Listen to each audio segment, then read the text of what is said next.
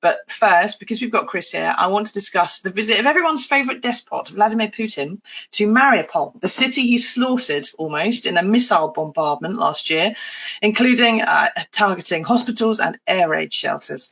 Now, he snuck in under cover of darkness, Chris, at the end of last week, met some hand-picked locals who were in tears, apparently. I think we all would be. And it's a long way from Joe Biden's stride around Kyiv, isn't it? It doesn't look particularly impressive. Why did he do it? Well, it doesn't look impressive, does it, Susie? But also, just witness how uncomfortable he looked. He arrived there in darkness, clearly so that you couldn't see the background, which probably looks like Dresden, I would have thought. They selected some very pristine buildings. There must have been some of the few that were there. The BBC have done a kind of geolocated his route, and he will have driven just yards to his right at one stage during his brief drive. He was just maybe a few hundred yards from the theatre, which his Air Force blew up, which had clear signs that women and children were sheltering in it, and dozens died there. This is the scene of one of the many atrocities being committed by his troops in Ukraine.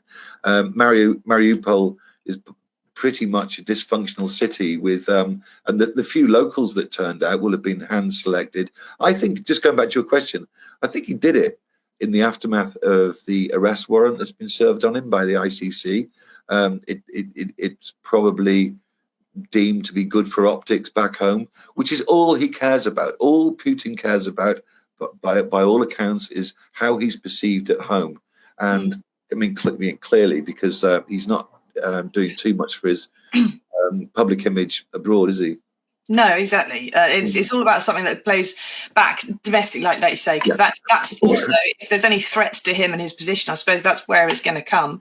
Now, Eileen says, good morning, Putin's an evil man. He's a war criminal. There's so much blood in his hand and no regard for human life. Some of that stuff, how uncomfortable he looked, Chris, in the footage we saw, it's like he's in this tiny apartment that the Russians have rebuilt. It was like, it's been a long time since Putin was in an apartment this humble, because normally everything he's got is just covered in gold, isn't it?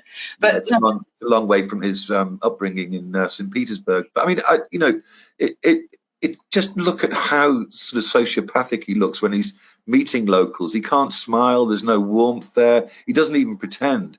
And he's desperate to get away. I think at one stage the translator said that he said something like, thank you, sorry for bothering you, we'll get out of your hands. It was a bit like visiting people that you really detest. And it really comes over, doesn't it?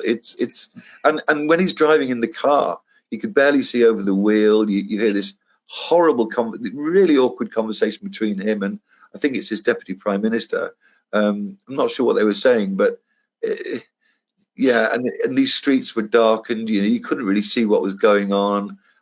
He doesn't want Russians to see just exactly what has been done in their name to Mariupol. It was horrible.